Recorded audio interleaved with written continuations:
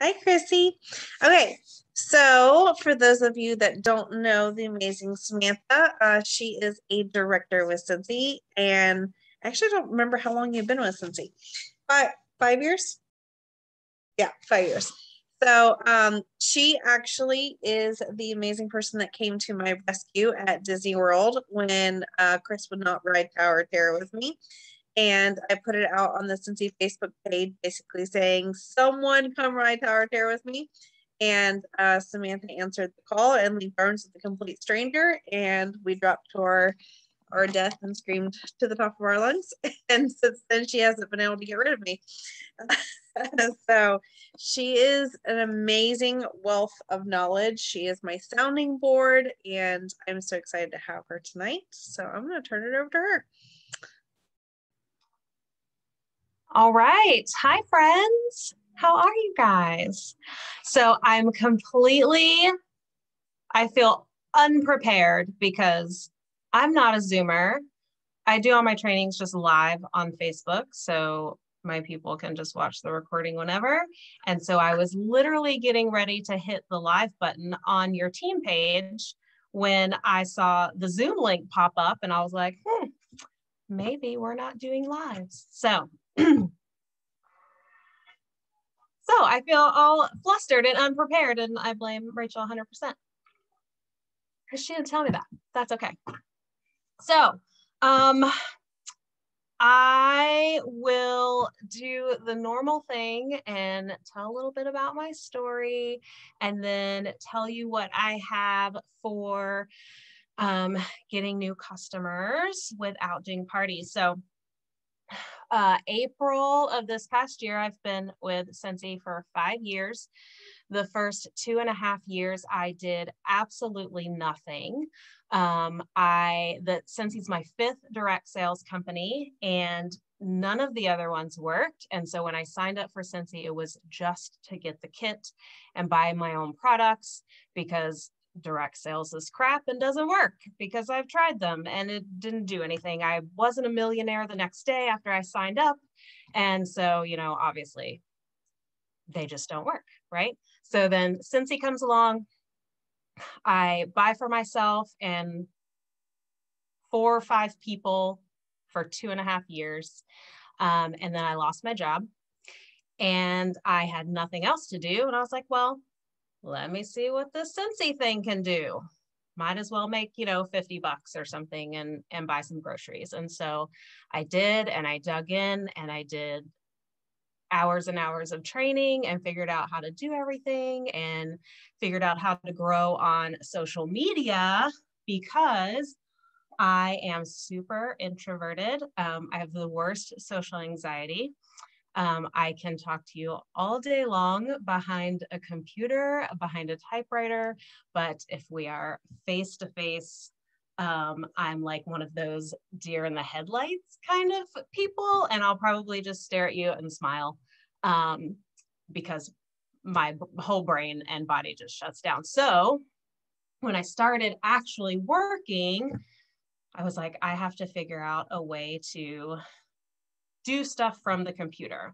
And I didn't want to do any parties because, again, I was in this whole mindset of nobody wants to do parties. I don't want to do parties. I don't want to bug my friends. I don't want to bug people. I don't want people to tell me no. I need to figure out how to do things without parties. And so what I'm going to talk about tonight is what I did for a solid year to grow my customer base. So I worked for a solid year doing this, and then I found out that parties were actually kind of fun because people were coming to me saying, Sam, I want to do a party. And I'm like, are you sure that you want to do a party? But they talked me into it. I did parties. I was like, wow, this is pretty beneficial. And then the second year, I grew my business with parties. Now we're back in that space where a lot of us are struggling with having really amazing parties. So then I feel like this is a great thing to revert back to. So I asked the question on your team page about how you get new customers without doing parties. And there was a ton of great examples, like doing events. I don't do events. Again, social anxiety, can't do it. The leaving warmers. I think some of you said leaving warmers like at nail salons and that kind of stuff. That's a super great idea. I know a lot of people that get a lot of good customers from that. Nope, not doing that either. Being active on social media, that's my jam. The thing with that is that that's kind of a slow process sometimes, right? Like waiting for someone to see your post 7 times statistically before they decide they want to buy something, right? Tagging, right? I ask my customers to tag me on their social media. Some of them do it, some of them don't. I've maybe gotten 2 customers in 3 years from people tagging me on Facebook. So that's not a really great avenue for me to get new customers either. And then the sticker on the back of my car, I have that. No one's ever told me that they've come to me from that way, but it's cute and I like it. So I'll keep it on there. But so here's what I do.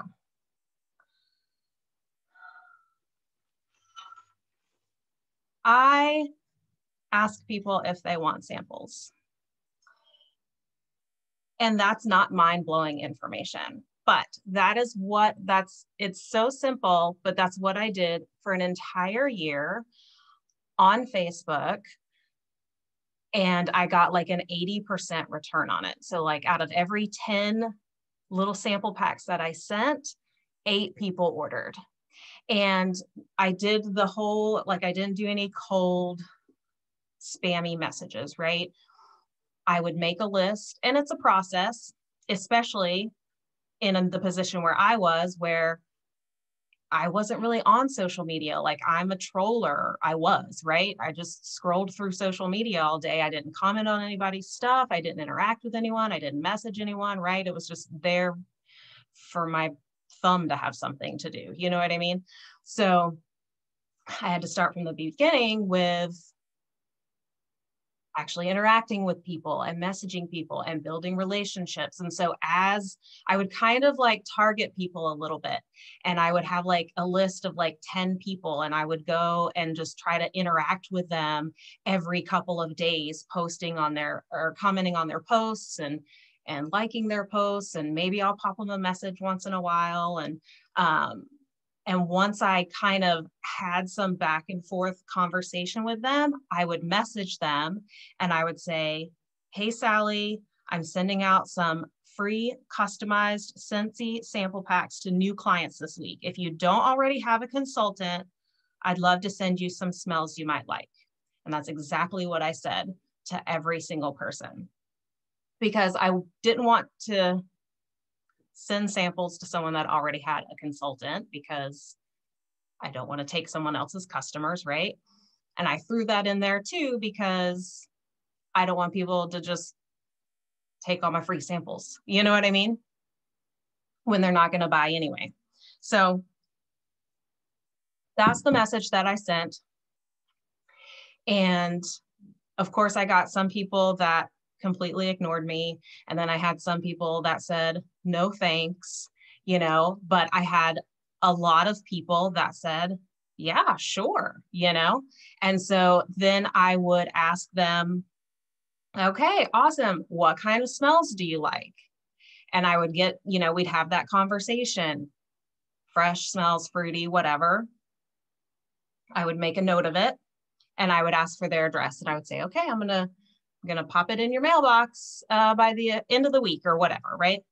So what I sent them was very simple, because when I first started working, like I had no job, so I was broke and I had no money. So I had to do things very, very cheap until I could start getting some orders and getting some income. So I had a regular legal envelope, a product brochure that I folded up, and then I did 3 felt samples. And being that 2.5 years, I'd been using Scentsy, I was buying my own products, all the things. I had a ton of wax here, and I typically had something from almost every scent category. So if they liked fresh and fruity, I could give them, we love fresh stuff here in the house. That's our jam. So I always had plenty of fresh wax. So I'd give them 2 fresh and a fruity sample. And I put them in the little jewelry bags. I didn't even put them in the, smell proof bags that we have, that we use now, right? Didn't even do that. I didn't even put a label on it. These are just ones that I have now. I wrote with a Sharpie marker on it, Amazon Rain. And I put that in there with a business card. I honestly, I was trying to remember, I don't even think that I put a scent of the month flyer in there, because I want to say I wasn't even getting scent of the month because I had no money, So I would probably put that in now, but that's all that I sent them. Product list and 3 felt samples. And so I would mail that out. I would typically put like if I had any scratch and sniff stickers, because I did get some scratch and sniff stickers from the consultant store. And I got those little postcards that I would send too. So if I had scratch and sniff stickers, I would stick one on the outside of the envelope. And I would just write on a sticky note, because I love sticky notes. And I would say, hey, Sally, hope you love these. Heart Sam, right? Stick that on the product sheet, and I would mail those out. And then I would follow up probably about a week and a half later. And I would just pop in their inbox and I would say, hey, Sally, did you get the sample pack? How did I do? Right? Because I wanted to kind of know, like, did you like what I sent? Did you not like what I sent? And like I said, 8 out of 10 people, if I asked 20 people, I had a pretty good return as far as people saying yes. I would probably say maybe like 60% of the people that I asked said yes, and the rest of them ignored me. And then out of the amount that said yes, then I had like 80% actually place an order. And so that's it. I would just carry on that conversation. I followed up with them. Hey, how did I do? Oh, these were awesome. I really loved that Amazon Rain. And then at that time, I was doing bulk orders and delivering. I don't do that now. Everyone orders off my PWS. But at that time, I could say, okay, cool. I'm actually putting in a bulk order next week. Do you want me to add you some bars and I can drop it off to you when it comes in? And then, of course, they said yes. And that's it. That's it. I did that for a solid year. And that's how I grew my customer base. I grew my customer base, my VIP group. And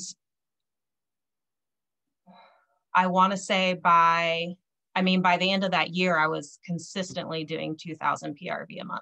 But that's how I built my customer base until someone bribed me into doing parties. So not mind blowing, right? That's all I have. Does anyone have any questions? I have a question.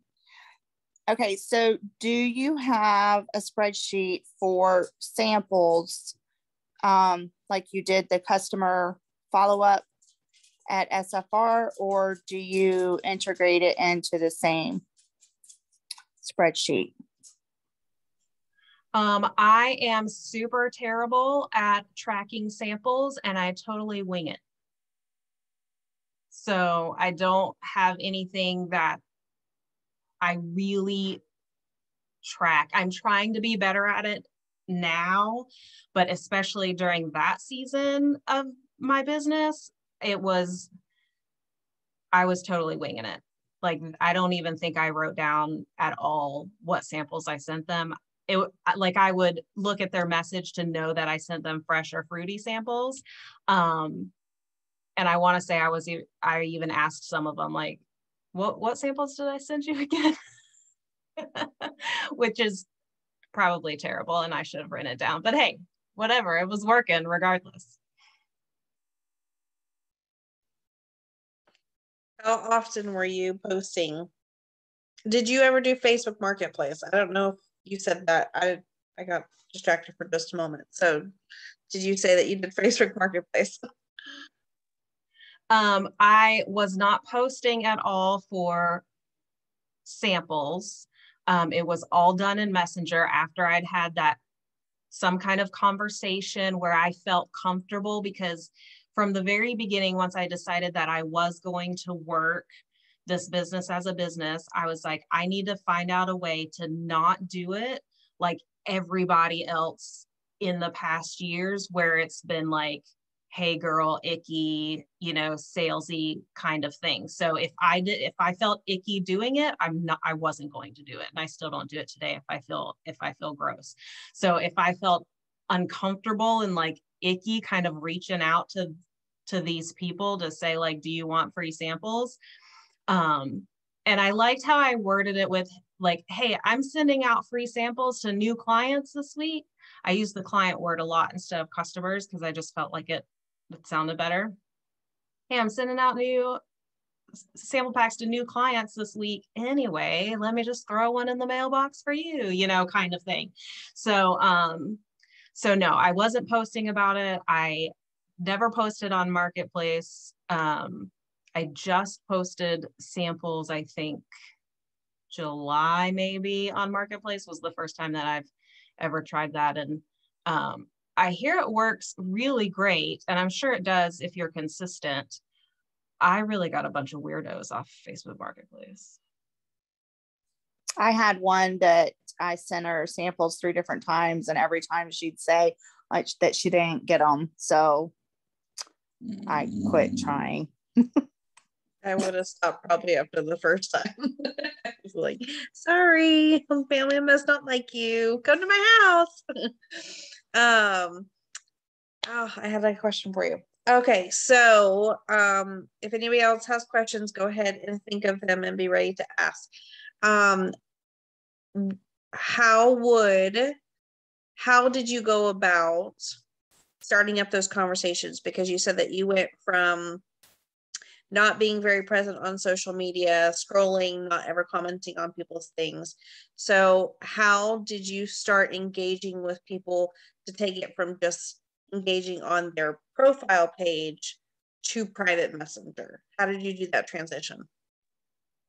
Just the same things that you hear about today when people talk about it, right? Like you are engaging on their posts, and then, it's sometimes it's hard to find a situation. And I do that now when I go through my friends list on Facebook to try to find a situation to message someone about. But, it's the typical, like, if school is starting, you can, message them, hey, how was Billy's first day of school, kind of thing. Right. And again, it's hard to say because it's so different with every person. And then again, it just goes to that whole, like, am I going to feel icky messaging this person? And if I do, then I don't. If I don't have a valid reason that I should be popping in their inbox, then I'm not going to do some weird conversation. Awesome. All right. Who's got questions? I know some of you guys hop on late, so if you kind of got the general idea of what we've been talking about and want a little bit more detail, then please ask. I'll say something. So I love what you're sharing, Sam. First of all, is it okay that I call you Sam? If it's not, I want to quit. Well, okay. So I love what you're sharing because I love how simple it is, because I feel like sometimes once we've been in it for a minute, we want to start making it more complicated. Like we want to try and like imitate all these different systems we see everyone else doing. And I feel like a lot of times it's all about doing the basic stuff, keeping it simple. And so I love that reminder, 100%. And I love the way that you said you didn't just post on Facebook, like you actually built up that relationship with them and then private messaged them. And so, yeah. I didn't really say anything new under the sun, but I wanted you to know that I gleaned from you sharing. So I appreciate it. No, I definitely have to agree. I think that a lot of times when we do something like this, we expect things to happen so quickly. And a lot of people, if they don't see results quickly, they end up giving up or stopping. And so I think Samantha's story is definitely something that shows that if you do show up consistently and take time to build those relationships will probably have a stronger foundation and keep your business sustainable than if you had wanted the results right away. How many of those customers you think that you still have purchasing from you? I don't know. I was actually thinking about that earlier today, since I was going to do this training, and Super I really don't interesting. know. I was looking back because I wanted to write down like exact verbiage that I used, not just something off the top of my head. So I went back and like looked, and I couldn't honestly even remember because I had done it for so long, and I couldn't even remember who I had messaged or whatnot. And a lot of those people have joined my team. And like, I remember when I went to SFR in Austin, I think I was a star consultant. Yeah, I was a star consultant at SFR in Austin. So that was not even a year, I think, after I actually started working. And, you know, just meeting people and talking with people, and they're like, oh my gosh, how did you get to be star so quick? And I'm like, I told them this is what I did. Because they're like, how do you have so many customers? How are you meeting new people? How are you doing this? And I'm like, I'm just working Facebook and asking people if they want samples, and then just building the relationship. And when I started, I didn't have any PRV goals. I know we talk about that a lot, and I have to try to remember that too when I talk to my team. Like, you don't always have to have a PRV goal. For almost a solid year, my goals just customer based. Okay, I want 10 new customers this month. What can I do to get 10 new customers this month? Okay, now the next month I want 10 more brand new customers. What do I need to do? You know, kind of thing. And so it just, like Rachel said, I'm such an instant gratification person. Like, don't tell me to turn the oven on, because that just takes too dang long. Like, if I can't pop it in the microwave and have it in 3 minutes, I don't want it. You know, I'm such an instant gratification person. But with this business, when I just learned to like relax and just do the things that I needed to do every single day, I literally looked back like 6 months later and was like, oh, that actually worked. Everybody that said that was right. It worked. And so I'm the worst. Rachel can tell you, I'm the worst overcomplicator of everything in my entire life. This is so simple, and it works if we just get out of our head about it. Yay. Well, does anybody have anything that they want to, I'll figure out how to do this. I don't know how to do it. Remove spotlight. Okay. Does anybody have anything that they want to ask questions about? Not even just about this subject, but maybe something that's going on in your business that you want to ask a question about, or maybe there's something that happened this week that you're super proud of that you want to shout yourself out. Now is a really great time when you have kind of all of these people that have tried different things to ask those questions. Excuse me, there is a message for you. I can actually relate to Sam. Okay, wait a second. I think that was Alicia. Yeah. Go ahead, Alicia. Yeah. I said I can relate to Sam because, well, you remember when I first started, I started getting bummed because I wasn't getting the sales. And I've seen when I do have the time to work it, when I don't have to step off, I do get the sales up. So I'm trying not to overcomplicate it as much anymore. So, but I'm gonna have to go back and listen to the rest of the first part because I had forgotten until you sent the reminder out. I have a question. Go ahead. Do you have a certain amount of, new Facebook friends that you try to reach? Is there a goal you try to reach daily and not?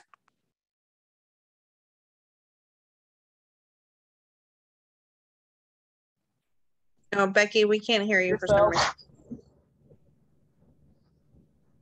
Like, and not being icky, but they show up in your people you may know. Do you just, start sending those friend requests? Do you have a certain amount a goal that you go for every day or every week to add to your Facebook social media friends, and then do you start trying to work them like almost right away, or do you give it a little bit and just like some of their posts and then comment and then message? Like, what's your strategy as far as your social media following? So I don't do anything like that now. I have a little over 1,000 friends on my Facebook from all of the parties that I did. So 2020 was my party year. I was doing like 3 parties a week. And every time I had a party, I would friend request anyone that was in the group that I had a conversation with, because so not that we're talking about parties, but when I would have a Facebook party, anybody that would comment on something, I always commented back to them, right? So I had like an actual one-on-one conversation with them, even though it was in the comments, you know what I mean? And so if that was the case, then I would add them on Facebook as a friend. If not, if they were just in the group, but they never commented on anything, I didn't add them. I don't add any, oh, you may know this person. I don't add any of those people if I don't actually know them. I did do that in the beginning, and I don't know. I just felt weird about it because I felt like the only reason that I was adding them as a friend was so I could build a relationship with them, so they could buy from me and host a party and join my team. And after a while, I'm like, I don't want to do that. You know what I mean? Because I have so many people on my Facebook already. That's an untapped resource. And that's when I was like, you know what? I've been friends with, Rachel forever on Facebook, but I never talked to her or comment on her stuff. And so I start with the people that you know. So that's what I did.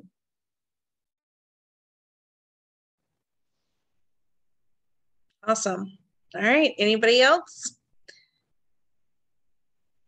All right. It is 8:30 and Samantha stayed up past her bedtime for us. So I'm going to let all you guys go, but thank you guys for hopping on tonight. Hopefully you took something away from tonight.